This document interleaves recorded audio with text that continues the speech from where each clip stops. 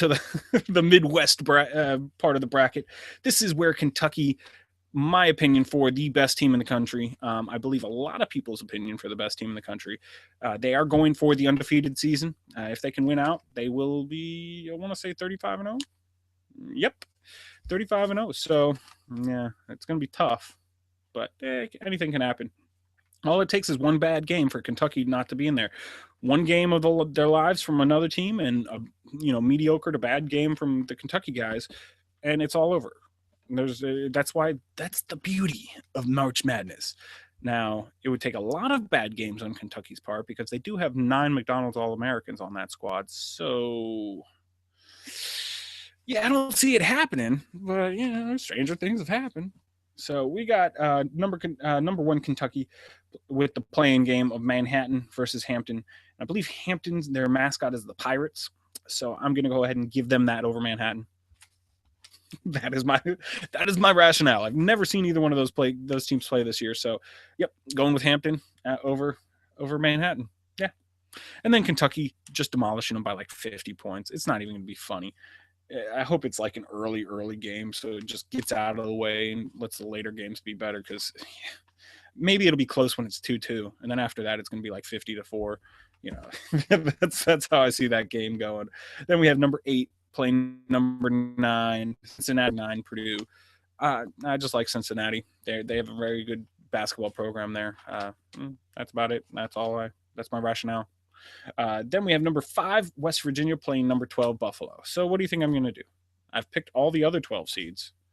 Am I going to pick another 12 seed? And no. I like West Virginia. I really do. I think they play hard basketball, and there's nothing else to do in West Virginia except for watch your sports. So you better do something. So I have WVU winning there. And then we have number 4, Maryland versus number 13, Valparaiso. Maryland, behind the guards, Melo Trimble and Des Wells, are going to make a little bit of a run here in the tournament. So I have them beating Valparaiso. Then we have number 6, Butler against number 11, Texas. Do have Butler, the Bulldogs, advancing. Then we have number 3, Notre Dame against number 14, Northeastern. And Notre Dame has been on fire recently. They did beat Duke, and also they didn't beat that. They beat North Carolina after that, but they did beat Duke in the tournament, and they've beat Duke twice this year. So they've shown that they can hang with the big dogs. They did a very interesting strategy, I thought, when they played Duke in the ACC the tournament. They said, okay, Okafor, we know you're one of the best players in the country. Go ahead, you do your thing. We're just going to shut down all your three-pointer shooters. So Okafor had like 28 points, and they lost. So, and that might be how you beat Duke. Let Okafor do his thing. Just make sure nobody else can, and get what you can. So I do have Notre Dame beating Northeastern there. Then we have number 7 Wichita State playing number 10 Indiana. And now Brendan loves to talk about Wichita State because there is no state called Wichita. So how can you be? Yeah, watch some of our other shows. We talked about that a lot. But yeah, I have Indiana actually. Just they're gritty. They're a gritty team. They've shown that they can beat really good teams in the Big Ten, and we'll see what they do. I have Indiana beating Wichita State, and then we have number 2 Kansas, which is another reach.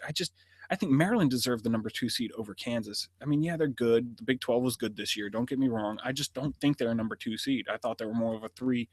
Yeah, not a 4. Definitely not a 4. But, Notre Dame, I think, actually deserved a number 2 seed over Kansas. So, whatever. And so, yeah, I have them beating New Mexico State. Then going back up to the top, we have Kentucky playing Cincinnati in the round of 32. And, of course, Kentucky will demolish again. They will win by, instead of 50 points, they're going to win by about 30 points this time. Then we have WVU playing Maryland. Again, I believe those guards are going to power them past to the Sweet 16. We have Butler playing Notre Dame. Notre Dame, again, continues their hot streak, comes out on top there. Yeah, I did something very weird. I was just looking at my bracket. I'm sorry. Then we have Indiana playing Kansas. Kansas is going to win that one. And then, so that's our Sweet 16 is Kentucky, Maryland, Notre Dame, and Kansas. What I was talking about, I did something weird. Instead of writing ND, I wrote MD because they're right next to each other going into the Elite Eight. So I have Maryland playing Kentucky and then Maryland playing Kentucky again in the Elite Eight. Doesn't quite work that way. So I have Maryland losing to Kentucky. Nobody's going to beat those guys. They're just too good. And then Notre Dame beating Kansas to make it to the Elite Eight. And then I have Kentucky beating Notre Dame to make it into the Final Four. So My final four teams are going to be, well, first of all, let me know what you think about the Midwest region. Is there one of these? Did Kansas deserve the number 2 seed? Could Maryland have been ranked a little higher? Hell, could Notre Dame have been ranked a little bit higher? But does it really matter? Because Kentucky's going to win everything. They have all the McDonald's All-Americans ever on their team.